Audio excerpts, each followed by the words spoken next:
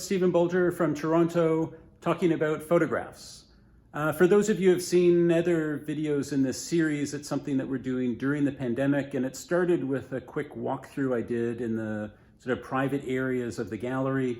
And a number of you wrote and asked if I would sort of slow down and talk about many of the photographs that I walked by. So this will be the start of those. And we're going to begin with Alison Rossiter. She currently has an exhibition on in New York. She was featured on the cover of Photograph magazine. And on the right is a very beautiful ad that Yossi Milo did for his exhibition that's on now, that I encourage you to see somehow. I think that for the foreseeable future means that you have to see it online. What I can guarantee is that if you like anything you see online, you will absolutely love it when you see it in person. In my office, there's a triptych that she did in 2010 that I wanted to draw your attention to. Her practice is to use expired photographic papers that have been unused.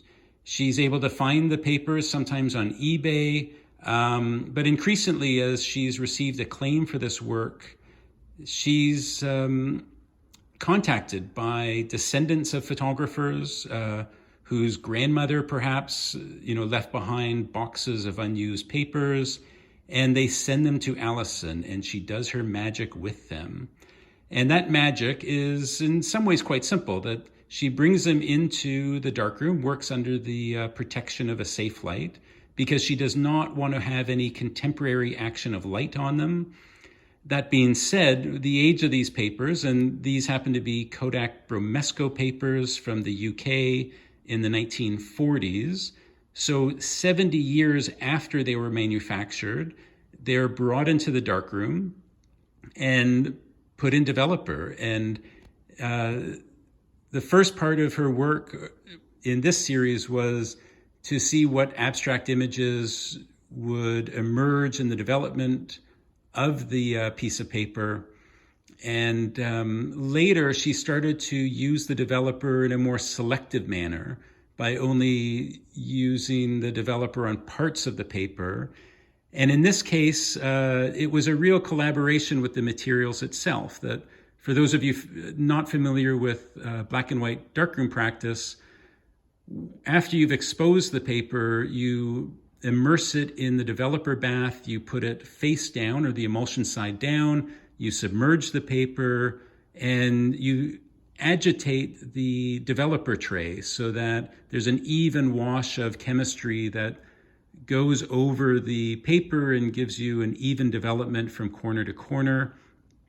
What Alison did rather ingeniously was place these pieces of paper one at a time on top of the developer and did not agitate.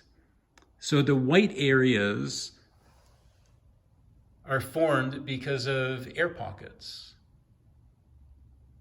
And you can see these beautiful grays that were coaxed out of the paper through the developer. And then she decided there's some of these that were available as individual ones. This one in particular, she thought worked great as a set of three. She's very intuitive in the way that she combines these pictures, and you'll see that really brought forward in the show that's on at Yossi's. And it's interesting reaction that we've had over this work. We've been working with Alison for the better part of 20 years. And I can say that there's a lot of people, especially in documentary practice, that object to these being called photographs. Like people think, oh, they look more like paintings, they don't look like photographs. I can't disagree more that for me, these are an homage to photographic practice. And in many ways, they're photographs of photography.